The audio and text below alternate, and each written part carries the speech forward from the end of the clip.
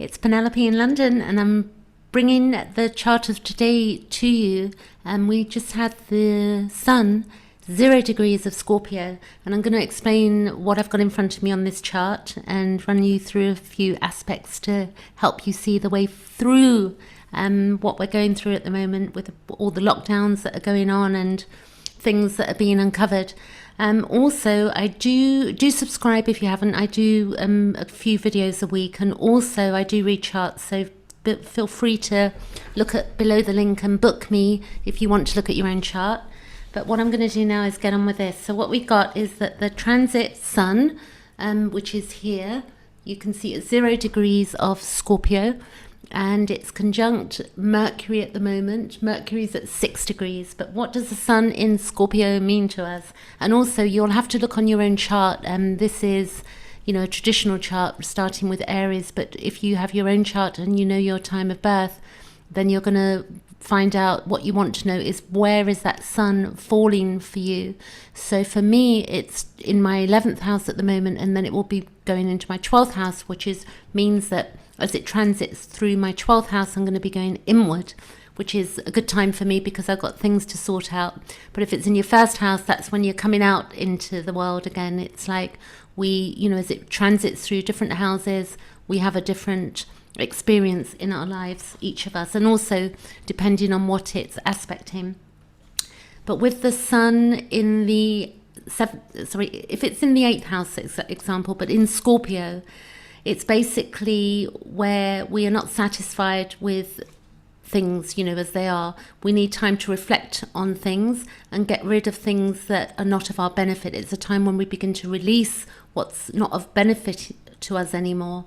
And it's also, we can be influenced by people, and we can also have habits that we want to get rid of, or it's dealing with our material things. And it's about transformation and transmutation. And the ruler of Scorpio is Pluto. And also it's a time when we need space for a new emergence. So it's like metamorphosis. It's like the butterfly, in the pod, like coming out into a new world. So as the Sun moves through Scorpio and then goes into Sagittarius, we're basically going through a metamorphosis. And it's also where we're going to look at what's circumstances that are going to emerge that are more beneficial for us. But we have to go inward and dive into the deep to get to the point of looking at what's going on for us in our psychology. Whatever is going on in within us generally and outside us, it's very much to do with our own levels of consciousness and our own psychology and what we know and understand and we're learning, and also our merging with others. And the 8th house, if you've got this, transiting your 8th house, for example, it's to do with, or Scorpio, it's to do with mystery. It's to do with the things that are hidden deep in our psyche. And it's about internal fears, and there can be depression there as well, where, we need to get to our creativity, because generally depression is the lack of being creative. And with this transit, it's going to give us the opportunity to think about our own psychological blocks. Where are we blocked and why are we blocking ourselves? And, who's blocking us and who are we blocking?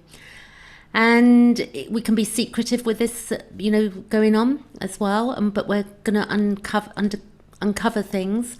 And it's a time when we definitely will need to contemplate and need more time for our own privacy as this transit goes on. And we can be more interested in things that are metaphysical at this point as well, and like astrology too. And it's where we're going to be revealed, we're going to have revealing information that's going to come forward that's been hidden from us maybe, or that we've been hiding from others. That can happen too, or people have been hiding from us. And we can see this with what's going on with governments throughout the world and such like, what's being hidden from us, what do we need to see, what's going to be revealed. And if any, it can pull up where people have been deceiving or lying. Those things can come up now and be dealt with. And also it's to do with shared resources and our taxes and inheritance and all the things that are taboo.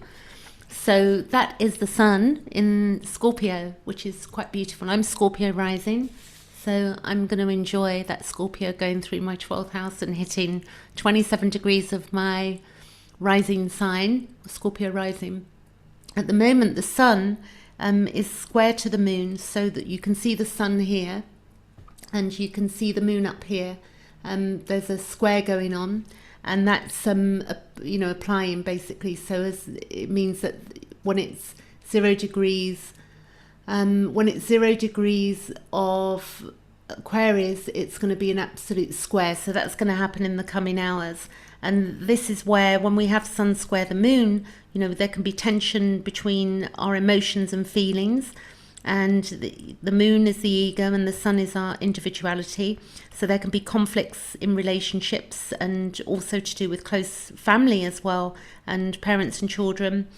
It's where our emotions can, feel hampered, and also our development. We might feel emotionally insecure, so we can look at that. And also we've got the Sun conjunct Mercury, so we're looking at the sun again, and this is where this aspect is, where we're very subjective, and it's about creativity as well, and it's, where we're communicating in a creative way. And it's also where our subjective thinking, where we can lack objectivity. So we need to make sure that our thinking, we get some objectivity into it. And with the Sun square Saturn, then it's basically where we tend to give up when we encounter problems, and we want to watch that we're not doing that. We want to try and get stimulated and perform better, all of us, the Sun square Saturn here. You can see that there, and that's separating at the moment, so that would have been the last few days mainly. And then we've got the sun. I won't read every single one, but the sun is opposing Uranus here, and then the sun is also squaring Pluto, we got up there. And basically we've got the moon trining Venus, which is quite lovely at the moment, and then the moon is squaring Mars, so that can bring emotional tension. You see the moon is up here and it's squaring Mars, and the moon conjunct Jupiter as well up here, and the moon is up there with our Pluto and our Jupiter and our Saturn. So the moon really can be tricky when that happens. What we've got, I actually did want to look at the Pluto moon, which some people have in their birth charts. So the moon, when it conjuncts, let me see if I had it in front of me, the moon. Right, okay, so basically, yes, the moon is our emotions. So with Pluto and the transformation, it can be feeling very, very rough for us, and quite difficult for us to deal with our emotions, at this time. So if we look at it, it can make us unnecessarily stubborn and make us have conflicts with loved ones. So we've got to watch ourselves with this, that our ego doesn't get out of control, which the moon is. And the moon is also conjunct Saturn, and at this time too. It's where we can hide our true feelings with the moon conjunct Pluto. And in evolutionary astrology, we basically do look at Pluto as the baseline, and then we look at the north node and the south node, and then we want to see also with if we've got any planets squaring our nodes, because they can show up as skipped steps where we have difficulties. But reading on in this moon conjunct Pluto, it basically is where we can hide our true feelings and have emotional outbursts, and we want to make radical changes, and even in matters of personal, that are important, of personal nature too. So Mercury opposition Uranus, Venus trine Jupiter, Venus trine Saturn as well, and Venus trine Pluto, which is quite lovely. So what is Venus trine Pluto to us? You see Venus is trining the Pluto. So we've got this beautiful trines going on actually, which is an easy energy. We have the T-square, and we also have this Mars hitting all of our planets up here. So we just keep moving through this, and what, the planets are basically, the planets aren't doing anything, in the fact that it's more of our feeling energy, and that we do have free will. And sometimes, when I first started looking at astrology, I used to get really scared. I used to get really scared of Saturn, what it was going to do to me.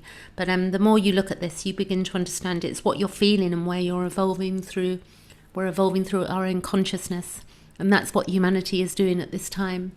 And we saw that when we had the Pluto-Saturn conjunction at 22 degrees at the beginning of January. And this is, the breakdown of patriarchy that's been going on. And then along came Jupiter, and then along came Mars over all of this. So, and Mars, I think we've got another 3 weeks, and then it will go direct again. I think it's in the middle of November. And there's a lot going on between then and now. A lot of emotions and, angers and all of these other things that are going to be going on. Okay, that's it for today. I hope you enjoyed this, and I'll catch you later.